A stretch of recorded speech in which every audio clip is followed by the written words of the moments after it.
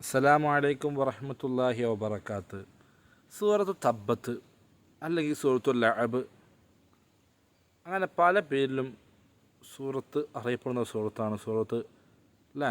തബ്ബത്ത് യദാ അബീ ലഹബിൻ വതബ്ബ് എന്ന് തുടങ്ങുന്ന ആ സൂറത്തുണ്ടല്ലോ, ആ സൂറത്ത് ഇറക്കിയത് ഒരാൾക്കെതിരെയാണ്. ഒരാൾക്ക് എതിരായിട്ടാണ് ആ സൂറത്തിനെ അല്ലാഹു സുബ്ഹാനഹു വ തആല ഇറക്കിയിട്ടുള്ളത്. അത് അബൂലഹബ് എന്ന ആൾക്കെതിരായിട്ടാണ്.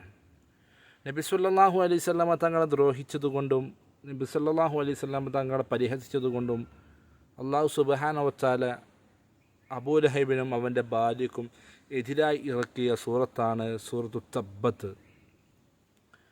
അതിൽ പറയുന്നുണ്ട് അബൂലഹബിനെ വളരെ നാശമെന്ന്, അവന് മോശപ്പെട്ടമായ മരണമാണ് എനിക്ക് സംഭവിച്ചത്. അവൻ്റെ ആൾക്കാർ പോലും അവന് തിരിഞ്ഞു നോക്കാത്ത അവസ്ഥയിലാണ് അവൻ്റെ അവസാനം ഉണ്ടായിരുന്നതെന്നാണ്. അവൻ്റെ ഭാര്യയും അതുപോലെ തന്നെയായിരുന്നു. ആ സൂറത്ത് പരിശോധിച്ചാൽ അതിൽ നമുക്ക് കാണാൻ കഴിയും, അവൻ്റെ ഭാര്യയുടെ കഴുത്തിൽ, അതായത് അബൂലഹബിൻ്റെ ഭാര്യയുടെ കഴുത്തിൽ ഒരു മാലയുണ്ടായിരുന്നു, സ്വർണത്തിൻ്റെ മാല. ആ സ്വർണത്തിൻ്റെ മാല എപ്പോഴും അവളെന്ത് ചെയ്യും, ഉയർത്തിപ്പിടിച്ചിട്ട് പറയും, മുഹമ്മദിനെ കൊല്ലുന്നവനക്ക് ഈ മാല ഞാൻ നൽകാമെന്നും അവളങ്ങനെ പറയുകയായിരുന്നു.